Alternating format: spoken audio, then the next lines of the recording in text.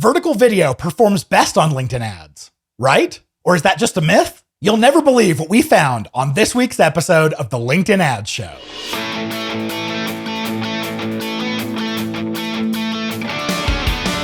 Welcome to the LinkedIn Ads Show. Here's your host, AJ Wilcox. Hey there, LinkedIn Ads fanatics. As he said, I'm AJ Wilcox. I'm the host of the weekly podcast, the LinkedIn Ads Show. I'm thrilled to welcome you to the show for advanced B2B marketers who want to evolve their craft and achieve true pro status. All right, so I fell for it hook, line, and sinker. We know that 80% of LinkedIn users are on mobile, and we know that vertical video looks best on mobile. Ergo, of course, vertical video ads are going to perform best on the platform, right? That's why I was floored that today's guest and I found significant evidence to the contrary. We're diving deep into what video aspect ratio is going to give you the very best performance. I would love for you to reach out to me through a message on LinkedIn and let me know if you're doing the same tests that we are and what your findings are. Now, you may remember Chandler Quintin from one of our most popular episodes. It was episode 122. He dropped serious knowledge on us about how to engage users with video ads, and it literally changed my life. We got together to uncover today's mystery. We'll dive in right after the break. The LinkedIn Ads Show is proudly brought to you by B2Link.com, the LinkedIn ads experts. That's right. B2Link is the ad agency 100% dedicated to LinkedIn ads. And we have been ever since 2014. You know, way back before it was cool. We build a custom strategy for every account we work with.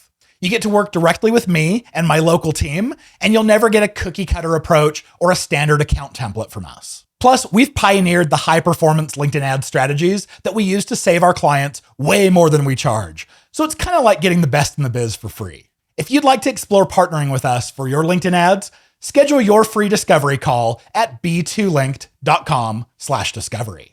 If you have a question you want us to review here on the show, or a review that you want to leave, or any feedback, please message me on LinkedIn. My DMs are free and they're open. And you can also email us at podcast@b2linked.com. If you'll attach a voice recording from you, I can play it right here on the show, and I'm happy to keep you anonymous, or you can just share text. That's fine too. I hope you know I want to feature you. All right, without further ado, let's hit it. Chandler, I'm so excited to have you on the podcast again with me. One of our most popular episodes ever was when I interviewed you about your content strategy, and I still keep getting people telling me all the time, we love Chandler's episode. It was so awesome. So we had to bring you back for an encore. Awesome, AJ. Great to see you. Happy to be here, and I appreciate that feedback. I'm just a LinkedIn ads nerd, just like all the listeners out here, and it's always fun to join you. So thank you for having me.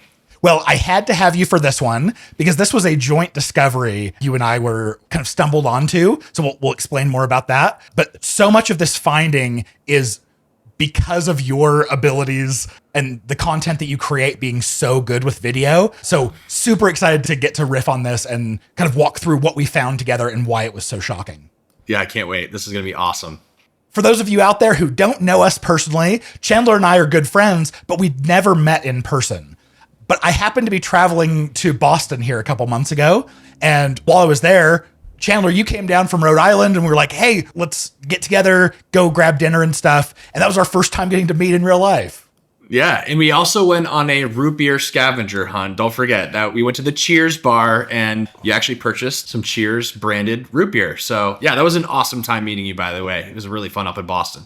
And that was fun. We went to like 5 or 6 different places looking for root beer. The Cheers bar was, I think, the only success we had, which is totally fine. Yep. Came home with like 4 bottles of Cheers brand root beer. Very cool. Well, everyone knows your name there, so it was a good place to go. It's true. All right. So as we were having dinner, I remember you saying like, hey, AJ, I wanted to ask you a question. I've been digging through the data in my ads account, and I saw something that was weird. Tell me what it is that you brought up.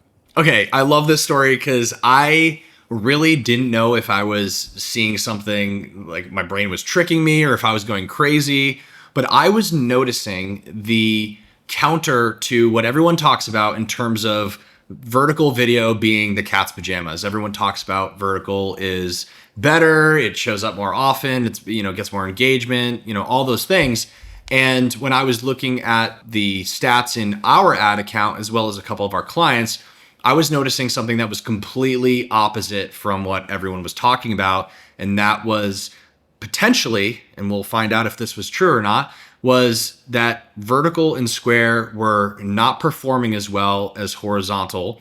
And not only that, but it was the stats like view rates, completion rates, and even dwell time was not supposedly as good as everyone talks about it is. And I didn't know if I was seeing things or if I was crazy. And I brought it up to you and we went from there. And we're out at dinner. We open up the laptop on the table and you're showing me through some of these things. And I went, wow, you're right. This is totally unexpected. And then it gave me the idea where I was like, hey, maybe this isn't just about different devices, how they're interacting with the video. Maybe it has something to do with the actual dimensions of the creative as well. And you and I talked about what a methodology would look like to go figure this out. And I went and got straight nerdy on it and dove way into the data. And then you and I have been riffing on this now for weeks and talking about it. And it's been really fun. Oh yeah, it's been awesome because we just went down the rabbit hole. And what we found, I think, will surprise a lot of people and will be really interesting to see how it impacts people's strategies moving forward. Yes, huge game changer. So before we actually get into that, where did the idea of vertical is better come from? We just all know it's conventional knowledge of, vertical video performs better.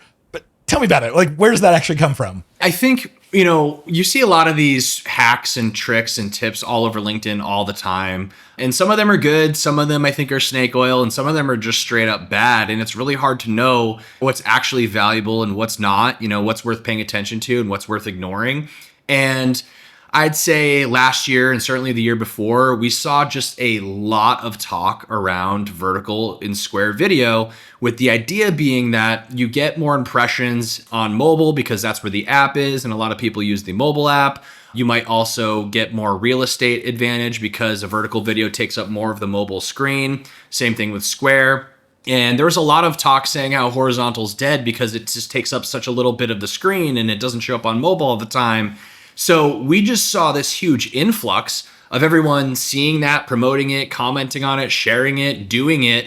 And all of a sudden, no matter where you looked, everyone was putting out square and horizontal content, not just videos, but also images. In fact, I was doing it, you were doing it, everyone was doing it because it was one of those trends that just kind of gets said so much that it must be true.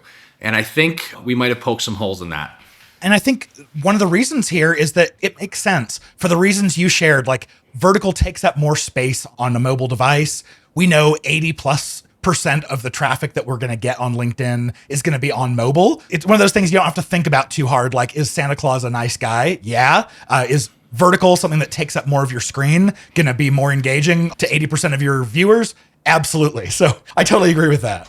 AJ, I want to ask you, so before I even brought this up to you, was there anything kind of seeing, feeling, smelling a little bit different when it came to ad performance? Did you notice anything was afoot? Did you feel anything behind the scenes that there might be something to this? Because it was not something that happened overnight. I just started noticing this over time, costs going up, performance going down, and I just felt like something was off, and I kind of suspected this might be the case. But did you notice anything? Did you see anything? And what did that appear to you as? I absolutely noticed nothing. And the reason why is because in order to see something as fishy here, you have to have a really distinct kind of test. You have to have creative in all different formats, all running against each other, and then being able to evaluate that performance. So for most of our clients, yeah, sure, we'll run video, but we're not running a vertical and a horizontal and a square all exactly the same video content. And so because we didn't have that continuity, you can't actually compare and see which one's working better. First of all, can you tell us about Video Brothers? Like, what do you guys create and what's your output that enabled us to figure this out? Awesome. So a little bit's changed since I was first on the show, but Video Brothers, we're here to make high quality, kind of that Super Bowl advertising accessible for as many B2B businesses as possible. And we do that with the productized version of advertising. And we call that the ad suite. And the ad suite is a cinematic universe of ads that take the audience along a journey from top of funnel to bottom of funnel. And it's all designed around video ads of different lengths and different formats, starting with the teaser ad, which scoops up the audiences very cheap, brings them into the hero ad, which kind of gives you a full story. That's also the ad you want to put on CTV. And then the follow-up ad, which solidifies that positive transformation. And then we have reminder ads, which is the short 6-second kind of CTA-focused video components. So we have so many different assets that we run for every client, the 15s, the 30s, the 6s. But part of the whole idea behind the ad suite is data testing. So we didn't really know this in the past going in that this would be part of the mix here, but we have 16 by 9s, 9 by 16s, and 1 by 1s for every asset we deliver, with the thought that the client is going to want to test and learn which asset works better for which audiences, which part of the funnel, and all those things. So luckily, we've been providing clients this for a couple years now, all of these assets. So I think when we were talking about it, we kind of realized that we actually have way more data about this than ever possible. So hopefully that kind of encapsulates the audience what we do. But I think what we're talking about here is a collection of assets that represents all of these potential data points to test and learn from. Yeah, it's perfect. So as of right now, we've gotten to work on 4 accounts together where I get to build and optimize the ad creatives as they are on LinkedIn that you've provided. And with most, we have 3 spots. So there'll be 3 different versions of an ad. And then you'll give it to us in all 16 by 9, 1 by 1, and 9 by 16. Of course, many of you know our methodology. We get really geeky about breaking out microsegments. So we're going to run this same test across 15 or maybe 20 different campaigns. And this is what was so shocking when I remember us sitting at dinner and we opened up one of these accounts and you just said, let's sort all of the ads in this account by view rate, high to low. And we did it. And all of a sudden, over in the left-hand column, you just saw horizontal, horizontal, horizontal, all down the page. And then you scroll down and all of a sudden, a whole bunch of 1 by 1s. And then you keep scrolling. And then we go to the verticals and we went, why? Yeah, wait a second. What is going on here? I remember that too. And then we jumped to another account, did the same thing. And we're not just looking at a day or a week. We're looking at months and months of data, thousands and thousands of dollars being spent, thousands of impressions, if not hundreds of thousands, and some accounts up in the millions. Same thing. Yeah. Horizontals, squares in the middle, and then verticals. And then I think we looked at view rate. You can look at completion rate. You can look at dwell time. Consistent across the board. Maybe an outlier here and there where a square is worse than a vertical, but there was never a square or a vertical in the top spot taking out a 16 by 9, which was, I think, shocking to both of us. I think we were both getting like visibly, excited about what we're finding here. Yes. And getting so excited because I mean, as literally as I can get, this is heresy in the advertising community to tell people that horizontal is going to outperform their vertical. Like it never occurred to anyone. And they're in Campaign Manager. The only ways we could evaluate this was like, all right, completion rate and view rate. And I went, all right, I have to understand this more. And I need more metrics. The metrics, there's so many I care about that I evaluate things from that you can't get from Campaign Manager. Things like, I want to understand 25% view rate, 50%, 75, as well as completion. I want to understand costs per 25, 50, 75% and cost per completion. And that's where I went, okay, these 2 metrics look like they're really lining up, but I need to go and look at this under a microscope and make sure that it checks all the way through. Oh, yeah. So, one of the things that I wanted to ask you, because you have access to so many different accounts and you're really deep in the weeds with the data and you have all your reporting tools that you use, how deep did this actually go? At dinner, we could only look at so much, but I know you went home and I know you dug into the data because you texted me a few days later and you're like, oh my gosh, man, you got to check out what I'm learning here. So tell me and tell the audience, how deep does this actually go? What does this mean? What's the scope of this? And what did you find? It went all the way deep. So we have our 4 accounts that I get to run. We were able to name them in really like good naming structure that made it really easy to pull this kind of report. We had your creatives that all come in the right formats that we could really A/B test these all against each other. And what I did is I combined all of this data from all 4 accounts. This represented over $140,000 in ad spend across these accounts. So we're not talking about just small numbers. This is really robust. And I broke out all of the formats of our video ads with really robust naming conventions. Like I have columns for how long it was and what format it was and which spot it was. Ran through all different kinds of pivot tables through all of my different metrics. And I found there was, without a single exception, every single one, vertical was the loser, horizontal was the winner, and 1x1 square was totally in the middle, to the point where I would not even recommend it in most cases. It goes all the way deep. It's interesting to add to that too. I think when you told me that, I took a look to just kind of get a sense of how much cost was being spent towards the verticals and squares.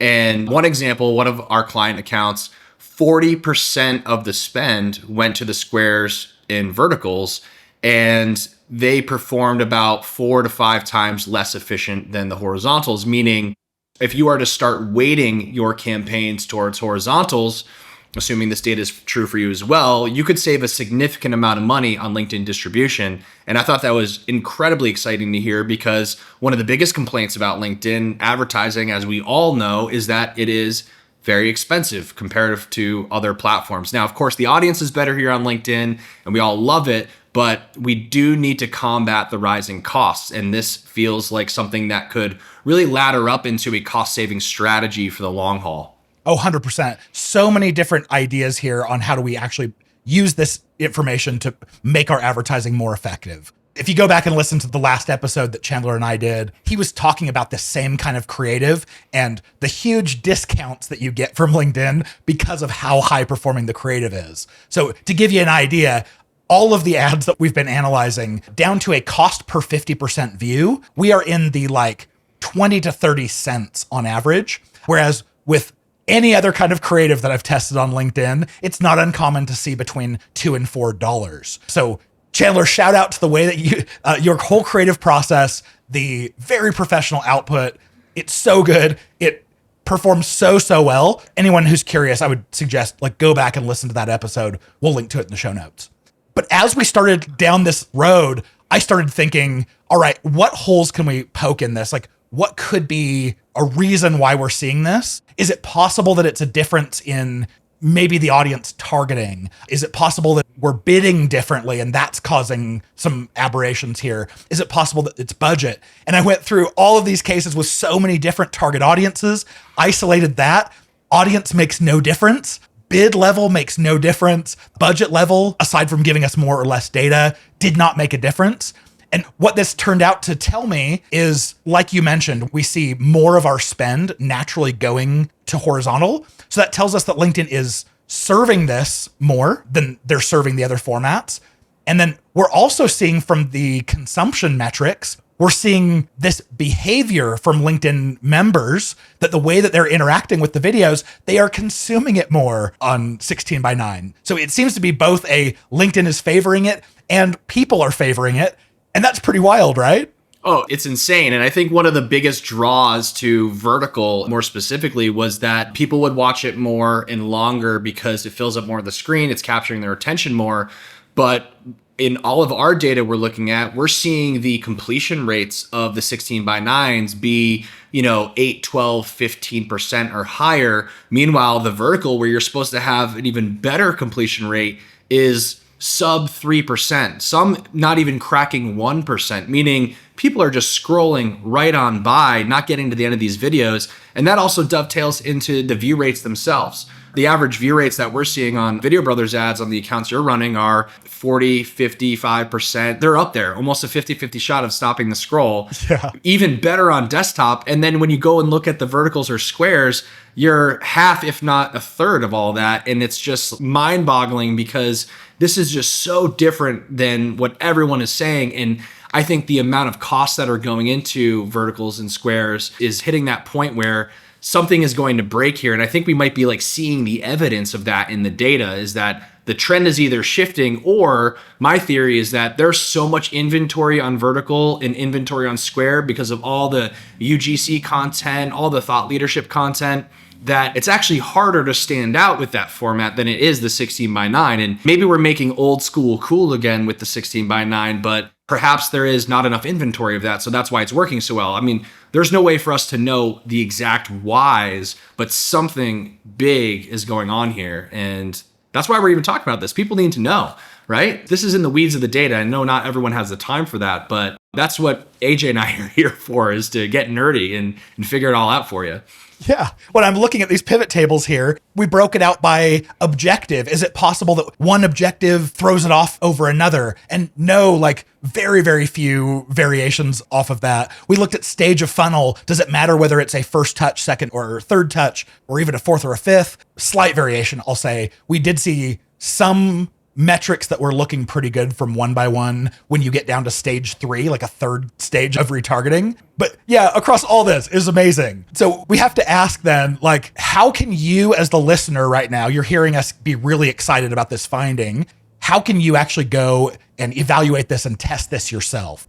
Chandler, if you were tasked with this, how would you go and start running this test yourself? Well, the first thing I would do is ensure that you run an experiment the way, science and the scientific method taught us to do, right? That's why every Video Brothers asset that is the variation is the same asset. So the 16x9 ad is the same as the 1x1. It's the same as the 9x16. The content's all there. So we have a little bit of a kind of a control, right? We have this constant. And in any experiment, you talk about this all the time, AJ, with A/B testing, you got to only be testing one variable at a time. So if your ad is the same, you can run this test by running the square, horizontal, and verticals, as long as the ad creative is the same.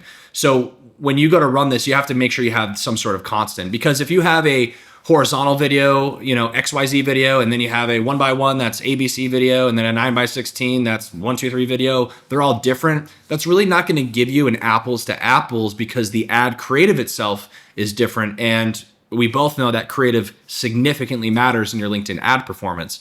So you want to make sure you're running experiments with constants and making sure you're not trying to test too many variables at one time. Now, the way we implement it for clients, and I say we because you helped me come up with this strategy and you deploy this for our clients, is we run campaigns with 6 ads within them. One that checks off the box for LinkedIn's algorithm to have enough ads in the campaign to serve evenly per their suggestion. But between those 6 ads, 2 of them are verticals, 2 of them are squares, and 2 of them are horizontals. So this gives us a nice equal shot to see if this data plays out. Of course, we are setting these to even rotation to give everything its equal shot, and that definitely helps kind of streamline and even out the data a little bit. So we'll run these ads for a week, 2 weeks, 3 weeks, a month, and with enough data coming in, we'll be able to actually see, how that experiment played out. Just like AJ said, you can sort by view rate and see visually where the thumbnails show you it's a square, vertical, horizontal, where that all stacks up. And you might be just as surprised as we are to see that same thing.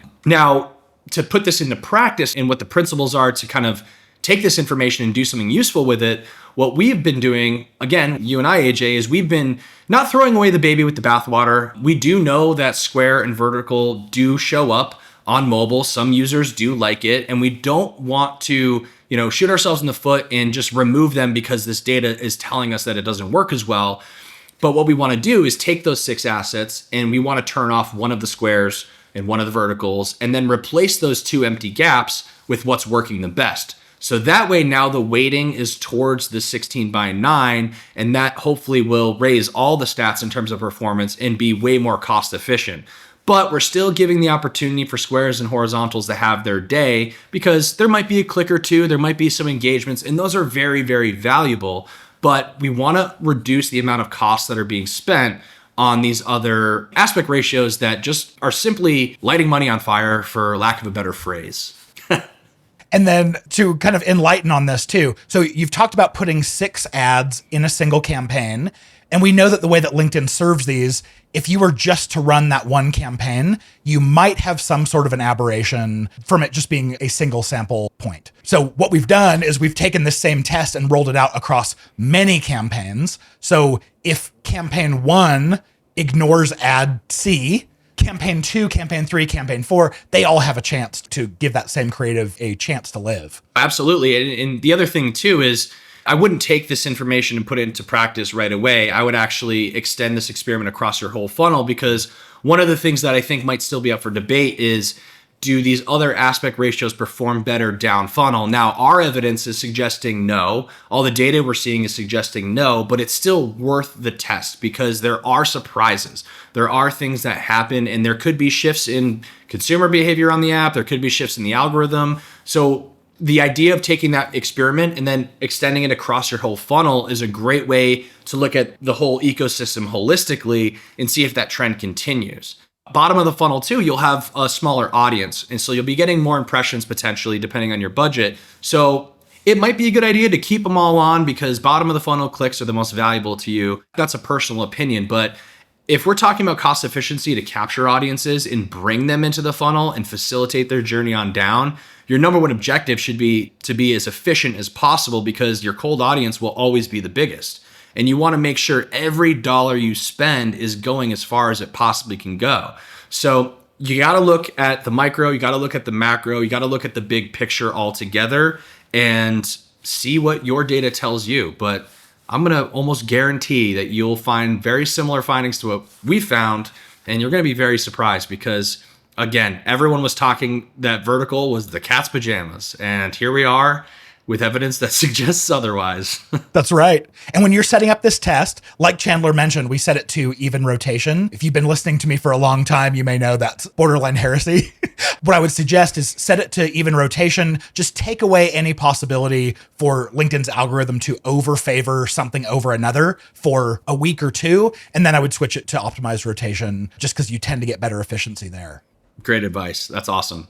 Okay, so then as you actually go to implement this, have the end in mind. If you're going to evaluate it like I did, you need to get the data out of LinkedIn and into an Excel spreadsheet or Google Sheets, whatever you're using. If you think about when you export data from LinkedIn, what do they give you? You'll notice they do not give you the dimensions. They will give you the video length, but they don't give you the dimensions. So what I would recommend to you, the easiest way to do this is to use the ad name field in all of your ads. And use some sort of a convention in your ad name to signal to yourself which version of the video it is, what aspect ratio it is. You could say the length if you want, but have some sort of a convention where then in Excel, you can parse out these values into their own column. And then that allows you to very quickly evaluate, like, does one of these things matter more than another? That's great advice. Naming conventions, in and of itself could be a whole other episode because you are the master at it. I've learned everything about naming conventions from you. But that's as simple as putting a underscore SQ for square, underscore HZ for horizontal, and underscore VT for vertical. But AJ is absolutely right. If you can't tell which ad is which, you're not going to be looking at the data correctly. And that's one of the most important things is to make sure you're, not only doing the test correctly, but also labeling everything properly so you can look at the data the clearest and most accurate way possible, because that's where you're actually going to find the results. And if it's a mess and if it's not labeled properly, you might have a different problem. Totally. And then what I would do, you are going to run a pivot table based off of all of your ad data for however much you have. The dimensions that you're breaking out, you want to break out your aspect ratio. And then what I would do is I would line up all of these calculated columns that you create. I would do view rate, which is what percentage of your audience watched 2 seconds when they were served it. Then there's a 25% view rate, 50%, 75%, and then your completion rate.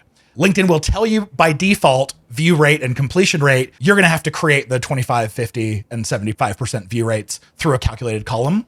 And then I would do the same thing with the costs. So cost per view, cost per 25% view, cost per 50%, cost per 75, cost per completion.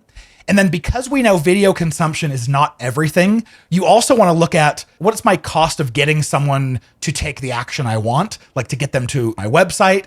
Then I would do a cost per link click. And if you actually have conversions to speak of, do a cost per conversion and a conversion rate. And then you want to take into account dwell time as well.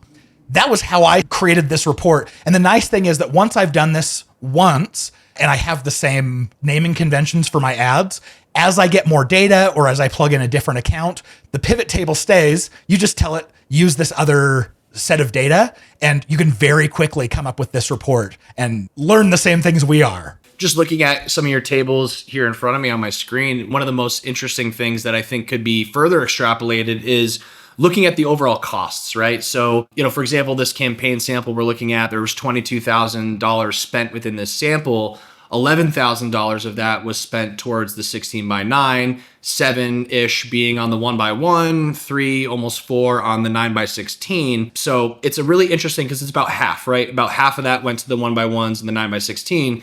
And then you look at the things like view rate being about half of the 16:9. So you could have spent that $11,000 that went to the verticals and squares, had those go to the 16:9 and got double the efficiency, meaning you're capturing twice the amount of audiences for the same exact costs.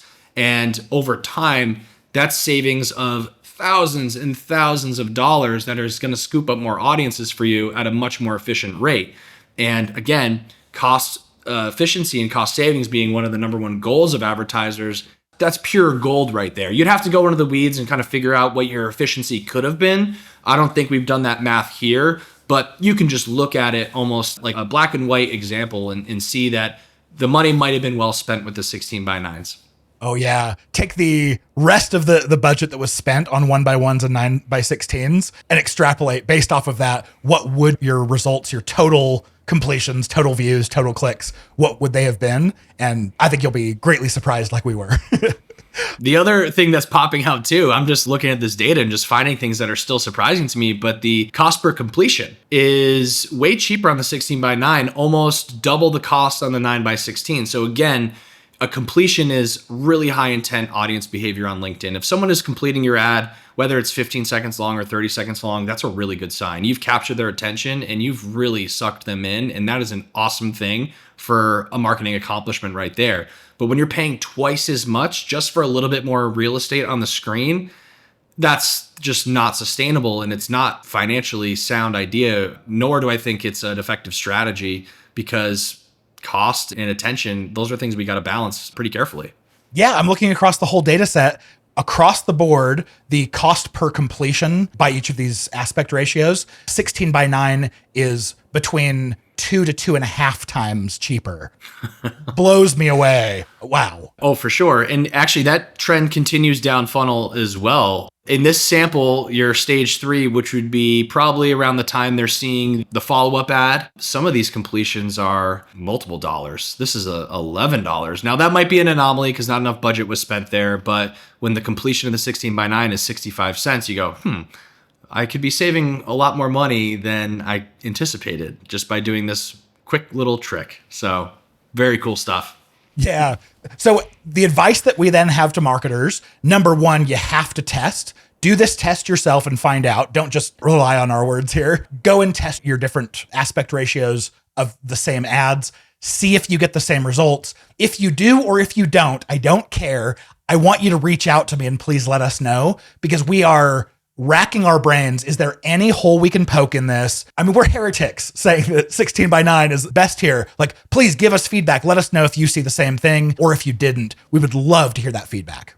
Yeah, and to be completely fair, and we did talk about this before the show, and we are trying to poke holes in this as well, because that's what we have to do. We have to be objective. This experiment is based off of high quality video ads made by Video Brothers. So we aren't sure if this works or if the data is the same on UGC content or thought leadership content. We would need help from the audience to let us know your findings there. And AJ and I plan to run a very similar experiment with that type of content where it's not very highly produced and very flashy content. So we do need to be fair that we're only looking at produced ads, but I'm willing to bet that the data is consistent simply because I think the inventory is just so high on Square and Vertical that a lot of content creators, brands, and marketing teams are kind of fighting an uphill battle trying to stand out in a sea of vertical content. So would love someone out there to reach out with the data doing the same exact experiment, but with less highly produced content. I think that would be a great way to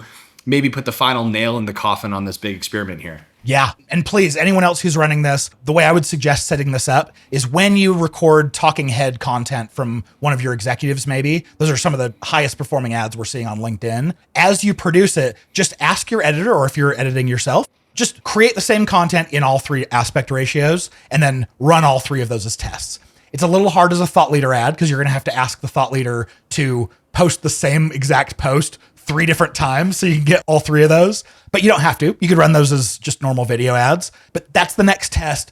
but we want to hear what are the results you're getting. Is this revolutionary to you as well as it was for us? And one last thing to help support that experiment for whoever wants to take it, not every video needs to be native vertical or native square. What we do here at Video Brothers is we actually create a graphic frame that the 16:9 video lives within. And that has actually a really great sub benefit that not a lot of people realize, but you have the space above the video and below the video on the square and vertical that you could put your logo, you could put a call to action, you could put your URL. So that's how our ads are served. They're not true native and true vertical because our content needs to be shot nice and wide. And for thought leadership content, it might be the same format. So if you're struggling to figure out how to make those variations, just use the 16:9 within a graphical frame, throw your logo on top and your URL below. It will look really nice and it will perform and serve the exact same way because the final video itself is in that proper format.